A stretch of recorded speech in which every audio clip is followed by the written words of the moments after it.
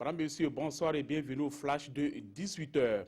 Aujourd'hui, 1er décembre, c'est la journée mondiale de lutte contre le VIH-Sida. Et à cette occasion, les jeunes de la région de la Boucle du Mouhoun s'engagent à faire face à cette maladie. Plus jamais de nouvelles infections, c'est le slogan que ces jeunes ont choisi pour lutter contre ce mal. Et l'option privilégiée, c'est la sensibilisation.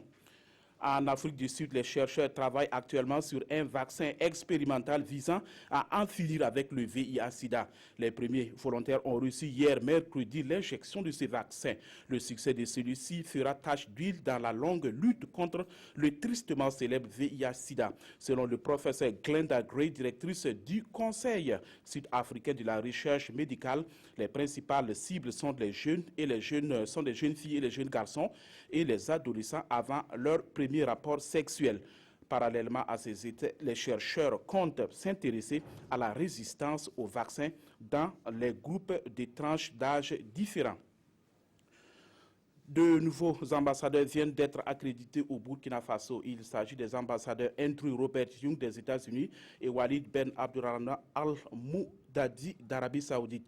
Ces deux diplomates ont présenté leur lettre de créance au président du Faso. C'était ce matin au palais présidentiel. Tous résideront au Burkina Faso à Ouagadougou. Les travailleurs de Azalaï Hôtel Indépendant sont toujours dans l'attente d'être rétablis dans leurs droits. Cet hôtel avait été saccagé pendant l'insurrection populaire de 2014 pour avoir abrité les députés qui devraient voter la loi de modification de l'article 37 afin de permettre à Blaise Compaoré de se maintenir au pouvoir.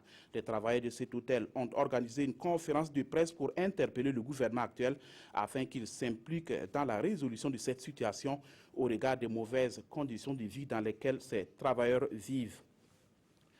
Et pour terminer, c'est parti pour la 21e édition des NAC, les nuits atypiques de Koudougou. La cérémonie d'ouverture est intervenue hier dans la cité du Cavalier Rouge. L'édition 2016 est placée sous le thème Culture et révolution numérique, perspective pour les jeunes. Plusieurs troupes, dont une vingtaine issues de la région du centre-ouest, ont été sélectionnées pour assurer l'animation des NAC 2016 qui s'achève le 4 décembre prochain. C'est la fin de ce flash. Merci de l'avoir suivi. Excellente soirée en compagnie des programmes de la RTB.